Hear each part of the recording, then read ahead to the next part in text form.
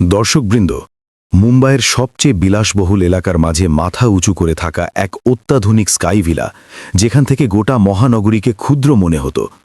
এই স্কাই ভিলাতেই বাস করত সমীর সেনগুপ্ত। এমন এক ব্যক্তিত্ব যাকে প্রযুক্তি জগতে কেবল চেনাই হতো না, সম্মানও করা হতো। হাজার কোটি টাকার স্টার্টআপ, বিশাল আইটি সাম্রাজ্য এবং এমন এক প্রতিপত্তি যে তার এক ঘোষণায় শেয়ার বাজারের গ্রাফ ওঠানামা করত। তবে সেই ভোরে যখন সে তার কাঁচের জানালার পাশে দাঁড়িয়ে নিচে রাজপথে ধাবমান জনস্রোত লক্ষ্য করছিল, তার চেহারায় কোনো আনন্দ ছিল না, বরং এক অজানা রিক্ততা ছিল। নিচে জনতা দৌড়াচ্ছিল, কেউ ট্রেন ধরার তাগিদে, কেউ ডিউটির তাগিদে, কেউ নিজের সংসারের তাগিদে। তাদের পকেটে হয়তো অর্থ কম ছিল, কিন্তু তাদের জীবনের একটি লক্ষ্য ছিল। সমীরের কাছে সব ছিল, কেবল সেই লক্ষ্যটাই ছিল না। পিছন থেকে পিএর ডাক ভেসে এলো, স্যার, আপনার সকালের কনফারেন্স। সমীর ঘাড় না ফিরিয়েই জানালো, আজকের সমস্ত শিডিউল বাতিল করে দাও। পিএ কিছু জানতে চেয়েছিল, তবে সমীরের গলার স্বরে এমন এক গাম্ভীর্য ছিল যে সে নিরুত্তর হয়ে গেল। সমীর ধীর পায়ে নিজের বেডরুমে ঢুকল, ওয়ার্ডরোব খুলল এবং কিছুক্ষণ বহুমূল্য ব্লেজার ও ডিজাইনার পোশাকগুলোর দিকে চেয়ে রইল। এরপর সে একটা সাধারণ টি শার্ট আর ফেড হয়ে যাওয়া ট্রাউজার্স বের করল। সে আয়নার সামনে দাঁড়ালো এবং মুচকি হাসল। আজ কেউ আমাকে চিনতে পারবে না। সে তার স্মার্ট ওয়াচটাও খুলে রাখল, মোবাইল সুইচড অফ করে দিল এবং একটা সাধারণ ব্যাকপ্যাক কাঁধে ঝুলিয়ে ফ্ল্যাট থেকে বেরিয়ে গেল। কয়েক মুহূর্ত পরেই সে তার অভিজাত আবাসনের বাইরে এসে দাঁড়াল। এই প্রথমবার সে নিজের সাম্রাজ্যটাকে বাইরের দিক থেকে নিরীক্ষণ করল। বিশাল সীমানা, ব্যক্তিগত রক্ষী, ইম্পোর্টেড গাড়ি, সবকিছুই মজুদ ছিল। তবে আজ সে এসবের অংশীদার হতে ইচ্ছুক ছিল না। সে ফুটমাতে দাঁড়িয়ে হাত নাড়ল। একটা লোকাল ট্যাক্সি তার কাছে এসে ব্রেক কষল। চালক বলল, কোথায় যাবেন? সমীর মৃদু হাস্যের সাথে উত্তর দিল, ছত্রপতি শিবাজি এয়ারপোর্ট। ট্যাক্সি এগোতে শুরু করল। মুম্বাইয়ের রাস্তায় হাওয়া তার গায়ে এসে জোরে লাগছিল। এই অভিজ্ঞতা তার জন্য অদ্ভুত ছিল। না কোনো চ্যাফার, না কোনো বডিগার্ড, কেবল সে আর তার নিস্তব্ধতা। সিগন্যালের জ্যাম, গাড়ির হর্ন, পথচারীদের ভিড়, সবকিছু এখন তার কাছে অভিনব ঠেকছিল। সে নির্বাক বসেছিল, তবে মস্তিষ্কে অনেক কিছু চলছিল। কিছুক্ষণ পর ট্যাক্সি এয়ারপোর্টের টার্মিনালের বাইরে পৌঁছল। চালক জানালো, এসে গেছি বাবু। সমীর ভাড়া মেটালো এবং নামহীনভাবে সেই কোলাহলে পা বাড়ালো। মুম্বাই এয়ারপোর্ট প্রতিদিনের মতোই তুমুল ব্যস্ততায় পূর্ণ ছিল। ট্রলি ঘোরানোর শব্দ, অ্যানাউন্সমেন্টের আওয়াজ, যাত্রীদের হুড়োহুড়ি, সব দিকে শুধু ছোটাছুটি আর ছোটাছুটি। সমীরও সেই জনারণ্যের অংশ হয়ে গেল। কেউ তাকে লাইন ছেড়ে দিচ্ছিল না, কেউ বস বলছিল না, এবং সম্ভবত প্রথমবার তার এই সব কিছু দারুণ লাগছিল। সে নিজের বোর্ডিং পাসের দিকে নজর দিল এবং নির্দিষ্ট গেটের দিকে পা বাড়াল। ফ্লাইট ঘোষণা হলো এবং সে চুপচাপ নিজের ইকোনমি ক্লাসের সিটে গিয়ে বসল। শুরুতে সব স্বাভাবিক ছিল। সামনে এক বয়স্ক লোক বসেছিলেন, ওপরে এক যুবক ল্যাপটপ ঘাঁটছিল এবং চারপাশের মানুষ নিজের নিজের চিন্তায় মগ্ন ছিল। তবে কিছুক্ষণ পরেই ফ্লাইটে একটা গুঞ্জন তৈরি হলো। একেবারে শেষ মুহূর্তে কয়েকজন যাত্রী বোর্ডিং করল। চোখ ধাঁধানো পোশাক, উগ্র মেকআপের আতিশয্য, উচ্চস্বরে আলোচনা আর হাবভাবে পরিষ্কার ফুটে ওঠা ঔদ্ধত্য। তাদের মধ্যে ছিল রিয়া, এক হাই সোসাইটি মেয়ে যাকে হয়তো কখনো বোঝানোই হয়নি যে অন্য স্তরের মানুষও সম্মান পাওয়ার যোগ্য হতে পারে। দুর্ভাগ্যবশত তার সিটটা ছিল সামিরের ঠিক পাশেই। রিয়া বসল, তবে বসতেই সে দৃশ্যত বিরক্তি প্রকাশ করল। সে সামিরকে আপাদমস্তক খুঁটিয়ে দেখল, তার সাদামাটা টি শার্ট, মলিন ব্যাকপ্যাক, আর তারপর নিজের কলিগদের দিকে তাকিয়ে তাচ্ছিল্যের হাসি হাসল। সে নিচুস্বরে মন্তব্য করল, জাস্ট আনবিলিভেবল ইয়ার, আজকাল তো যার তার সাথে একই ফ্লাইটে বসতে হয়। তার কলিগদের মুখে তৎক্ষণাৎ ব্যঙ্গের হাসি ফুটে উঠল। সামির শুনেছিল, কিন্তু সে চুপ রইল। সে জানালার বাইরের দিকে নজর ফেরাল, যেন এই মন্তব্যে তার বিন্দুমাত্র যায় আসে না। তবে রিয়া এখানেই থামল না। সে ইচ্ছে করেই নিজের গলার স্বর চড়িয়ে দিল। মানুষ নিজের স্ট্যাটাস ভুলে যায়, তখনই এরকম জায়গায় তাদের ভিড় করতে দেখা যায়। এবার এটা কোনো পরোক্ষ কথা ছিল না, সরাসরি আক্রমণ ছিল। সামনে বসা বয়স্ক মানুষটি অস্বস্তিতে পড়লেন, তবে নিশ্চুপ রইলেন। কয়েক মুহূর্ত পর রিয়া সোজা সামিরের দিকে ফিরে বলল, এক্সকিউজ মি, এই সিটটা আপনারই তো, মানে কনফার্মড? সামির ধীর স্বরে জবাব দিল, হ্যাঁ। রিয়া তাচ্ছিল্য ভরে হেসে বলল, অবাক কাণ্ড, দেখে তো মনে হচ্ছে না। তার বন্ধুদের হাসি পুরো ফ্লাইটে প্রতিধ্বনিত হল। পরিস্থিতিটা দম বন্ধ করা হয়ে উঠেছিল। সামির কিছু না বলে নিজের বোর্ডিং পাসটা বের করে তার দিকে বাড়িয়ে দিল। রিয়া কাগজটা ঠিকমতো লক্ষ্যও করল না এবং বাঁকা হেসে বলল, রাখুন, এতটা প্রমাণের দরকার নেই। আজকাল মানুষ সস্তায় টিকিট ম্যানেজ করেই ফেলে। তার বাক্যগুলো সোজা আত্মসম্মানে আঘাত করল, তবে সামির তবুও নির্বিকার রইল। পুরো ফ্লাইট চলতে থাকলো আর রিয়া মাঝে মাঝেই টিটকিরি দিতে থাকল। মনে হচ্ছে জীবনে প্রথমবার ফ্লাইটে উঠেছে। আউটফিট দেখলেই ব্যাকগ্রাউন্ড বোঝা যায়। প্রতিটি শব্দ অপমানে ভরা ছিল, কিন্তু সামিরের নীরবতা ভাঙছিল না। দুপুরে ফ্লাইট গোয়া পৌঁছল। যাত্রীরা নামতে শুরু করল। রিয়া আর তার বন্ধুরা এগিয়ে গেল, কিন্তু যাওয়ার সময় সে আরও একবার পেছনে তাকালো এবং মুচকি হেসে বলল, চলো দেখা যাক, এখন এদের বাইরে গিয়ে লোকাল বাসের লাইনে দাঁড়াতে দেখা যাবে। তার বন্ধুরা হাসতে হাসতে তাতে সম্মতি জানালো। সামিরও চুপচাপ এয়ারপোর্ট থেকে বাইরে বেরোল। এবার পরবর্তী গন্তব্য ছিল গোয়া এয়ারপোর্ট থেকে পানাজি। ট্যাক্সি স্ট্যান্ডে ভিড় ছিল। মানুষ টিকিটের জন্য লাইনে দাঁড়িয়েছিল, কেউ সিটের জন্য তর্ক করছিল, কেউ জল খাচ্ছিল। সামিরও সেই সারিতে দাঁড়িয়ে পড়ল। তখনই পেছন থেকে আবার সেই কণ্ঠস্বর ভেসে এলো, মাই গড, লোকটা এখানেও। সে ঘুরে তাকালো। রিয়া আবার সামনে দাঁড়িয়েছিল। এবার তার চোখে মুখে আরও বেশি তাচ্ছিল্য ছিল। সে বিদ্রুপ করে বলল, আপনারা তো সব জায়গাতেই জুটে যান, ফলো করছেন নাকি? সামির ধীর গলায় বলল, গন্তব্য সবার আলাদা আলাদা হয়। রিয়া হাসল, হ্যাঁ, পার্থক্য শুধু এটাই যে কেউ লোকাল শেয়ারে যায় আর কেউ প্রাইভেট ক্যাবে।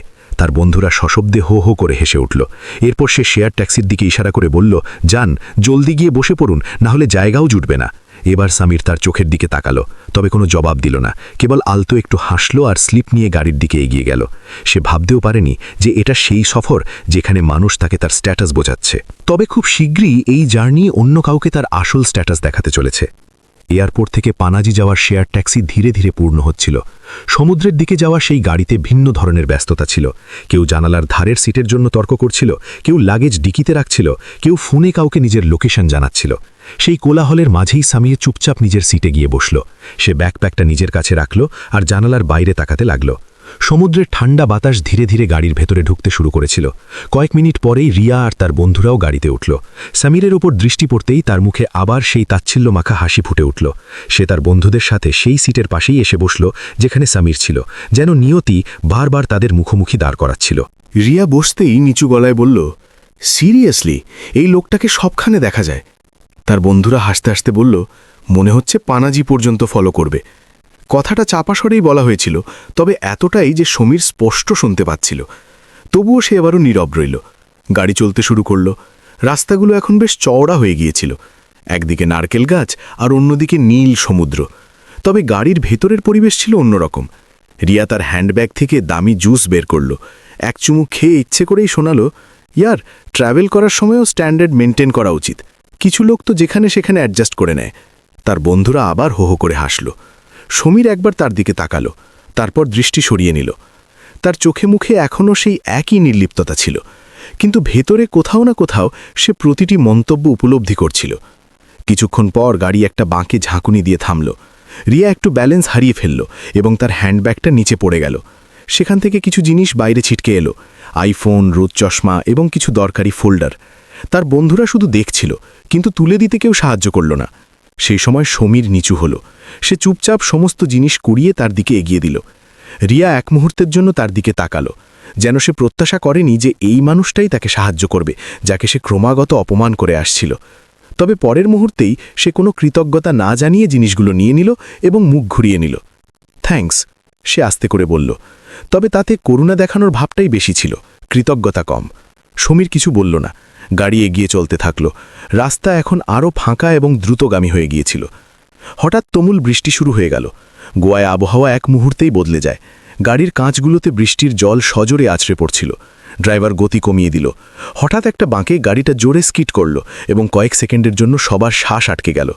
রিয়া ঘাবড়ে গেল। সে সাথে সাথে সিটটা আঁকড়ে ধরল। মাই গড! তার গলাতে প্রথমবার আতঙ্ক পরিষ্কার ফুটে উঠছিল। তার বন্ধুরাও স্তব্ধ হয়ে গিয়েছিল। সমীর এখনও স্থির ছিল। সে শুরু বাইরে তাকালো, তারপর আস্তে করে বলল, প্যানিক করবেন না, ড্রাইভার সামলে নেবে। তার কণ্ঠস্বরে এক অদ্ভুত ভরসা ছিল। রিয়া তার দিকে তাকালো, এবার প্রথমবার কোনো তাচ্ছিল্য ছাড়াই। কয়েক মিনিট পর গাড়ি আবার স্বাভাবিক হয়ে গেল। সবাই স্বস্তির নিঃশ্বাস ফেলল, কিন্তু পরিবেশ বদলে গিয়েছিল। এখন হাসি কম ছিল আর নীরবতা বেশি। প্রায় 1 ঘন্টা পর গাড়ি পানাজি পৌঁছল। সমুদ্রের হাওয়া, পাম গাছের দৃশ্য আর হালকা রোদ, সবকিছু কোনো সিনেমার মতো লাগছিল। মানুষ গাড়ি থেকে নামতে শুরু করল। রিয়া আর তার বন্ধুরাও নিচে নামল। সে নিজের ফোনে কথা বলতে বলতে এগিয়ে যাচ্ছিল। হ্যাঁ, আমরা পৌঁছে গেছি, গাড়ি পাঠিয়ে দিও।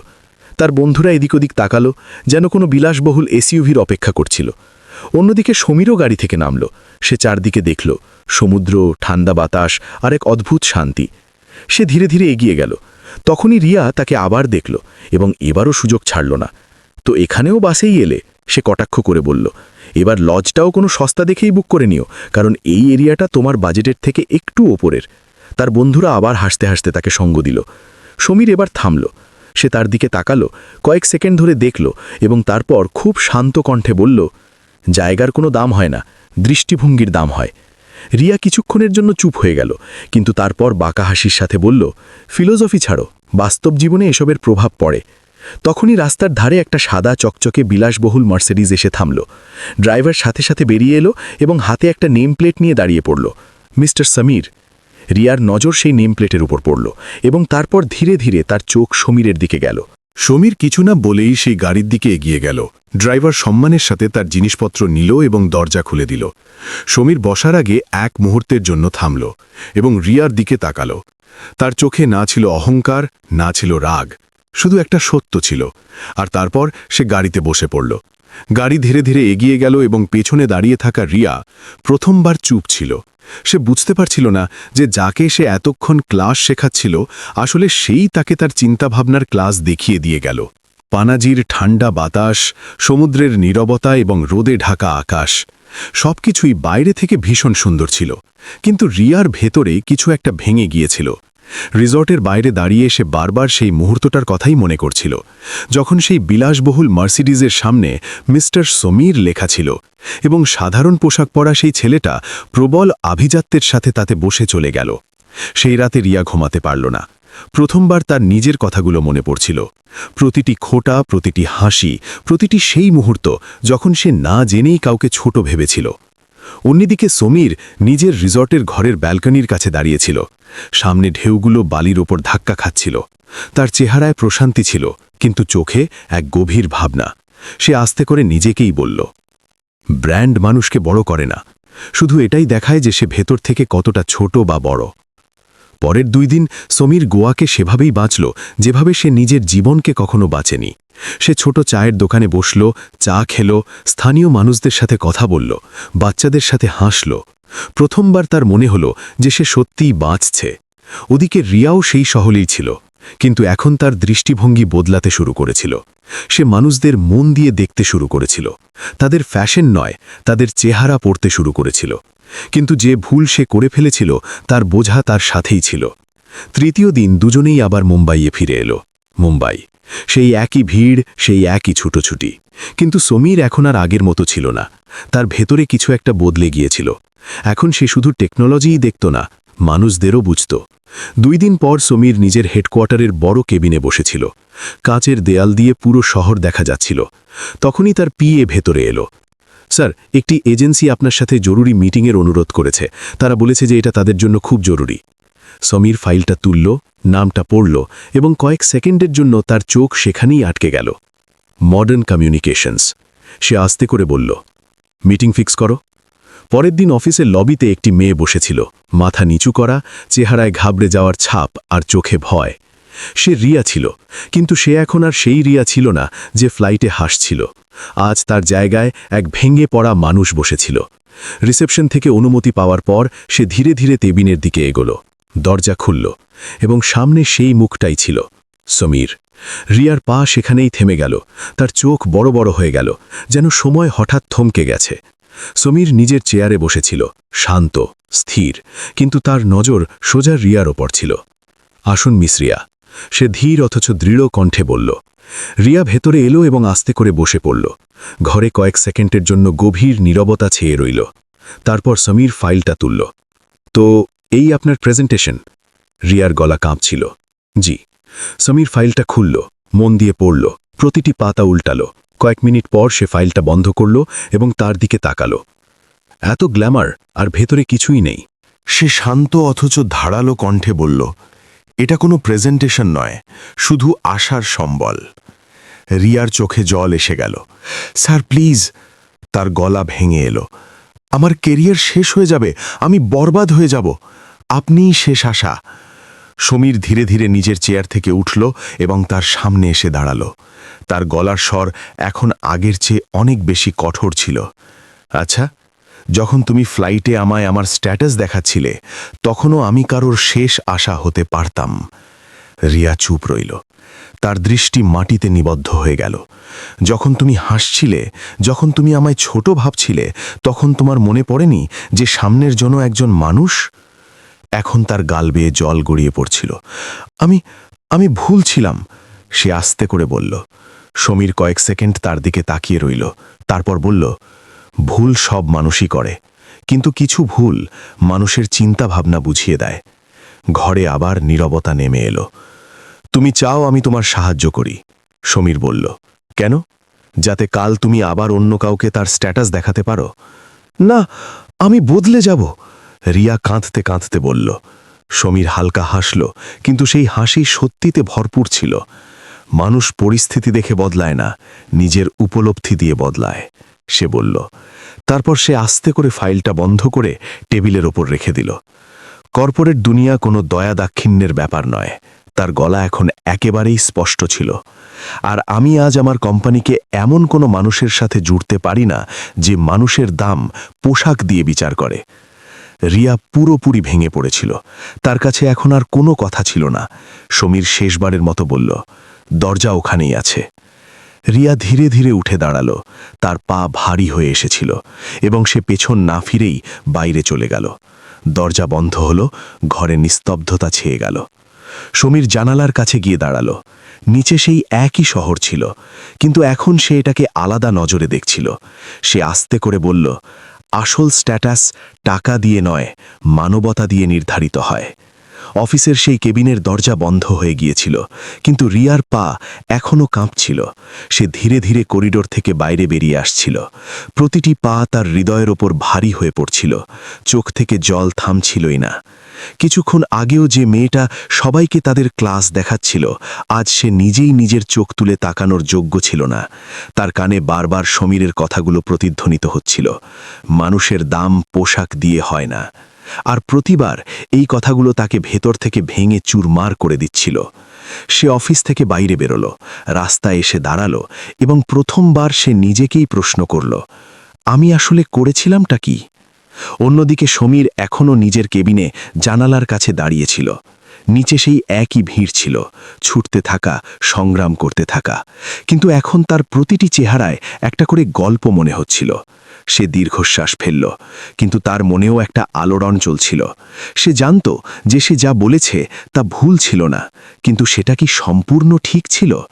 সে নিজেকেই প্রশ্ন করল, কাউকে তার অহংকারের অনুভূতি জাগিয়ে তোলাই কি যথেষ্ট, নাকি তাকে বদলানোর সুযোগ দেওয়াটাও জরুরি? কিছুক্ষণ সে চুপচাপ দাঁড়িয়ে রইল, তারপর হঠাৎ ইন্টারকম তুলে নিল।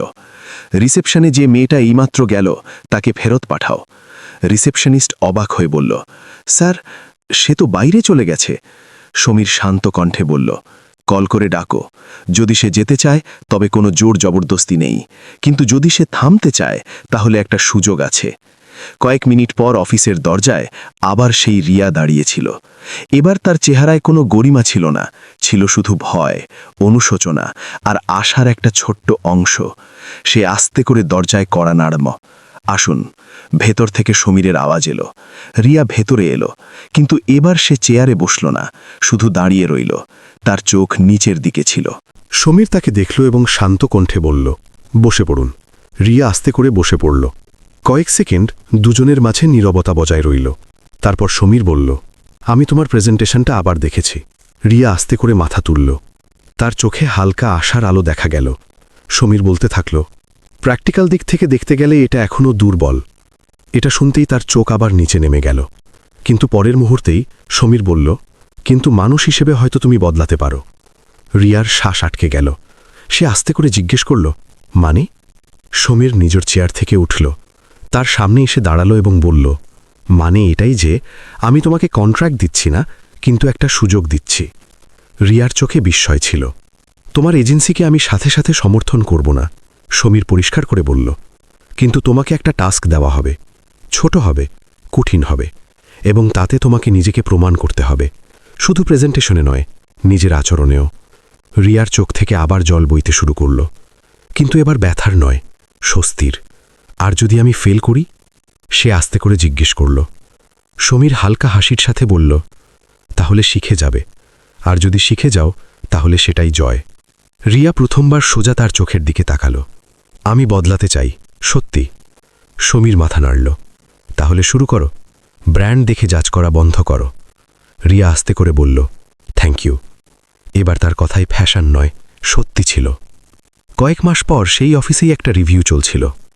এবার টেবিলের ওপাশে বসেছিল রিয়া, আত্মবিশ্বাসের সাথে কিন্তু বিনম্রতার সাথে। সে নিজের টাস্ক শেষ করেছিল, সততার সাথে, পরিশ্রমের সাথে, এবং সবচেয়ে বড় কথা, সে মানুষের সাথে নিজের আচরণ বদলে ফেলেছিল। রিভিউ শেষ হবার পর সমীর বলল, এবার তুমি প্রস্তুত? রিয়া হালকা একটু হাসল। এবার বুঝতে পারলাম আসল স্ট্যাটাস কি হয়। সেই দিনের পর থেকে না সমীর আগের মতো রইল, না রিয়া। একজন সাধারণকে দেখতে শিখল, অন্যজন নিজেকে। শিক্ষা কি? মানুষের পরিচয় তার ফ্যাশন দিয়ে হয় না, তার ব্যবহার দিয়ে হয়। এবং যে অন্যদের নিচু ভাবে, সে একদিন নিজে অবশ্যই নিচু অনুভব করে। কিন্তু যদি সঠিক সময় বুঝতে পারা যায়, তবে প্রত্যেক মানুষই দ্বিতীয় সুযোগ পেতে পারে। দর্শকবৃন্দ, এবার আপনাদের কাছে একটা জরুরি প্রশ্ন। যদি আপনারা সমীরের জায়গায় থাকতেন, তাহলে কি রিয়াকে ক্ষমা করে দিয়ে তাকে আবার সুযোগ দিতেন, নাকি চিরকালের জন্য বাতিল করে দিতেন? সমীর কি তাকে দ্বিতীয় সুযোগ দিয়ে ঠিক করেছে, নাকি তার অহংকারের শাস্তি পাওয়া উচিত ছিল? আপনাদের বিচারে কোনটা বেশি জরুরি, রূঢ়ভাবে শিক্ষা দেওয়া নাকি মানুষকে শুধরানোর একটা সুযোগ দেওয়া? আপনাদের চিন্তাভাবনা এবং মতামত কমেন্টের মাধ্যমে অবশ্যই জানাবেন। আমি আপনাদের উত্তর পড়ার অপেক্ষায় থাকব। আর দর্শকবৃন্দ, এই গল্পটি আপনাদের কেমন লাগলো আমাদের কমেন্টের মাধ্যমে অবশ্যই জানাবেন। আর যাওয়ার আগে আমাদের চ্যানেলটিতে লাইক এবং ভিডিওটিকে সাবস্ক্রাইব করতে ভুলবেন না, এবং কমেন্টে নিজের নাম আর শহর অবশ্যই লিখবেন, যাতে আমরা আপনাদের ভালোবাসা আর সাপোর্টের অনুভূতি পেতে থাকি। তো চলুন, আবার দেখা হবে মন ছুঁয়ে যাওয়া আরও একটি অনুপ্রেরণামূলক গল্পের সাথে।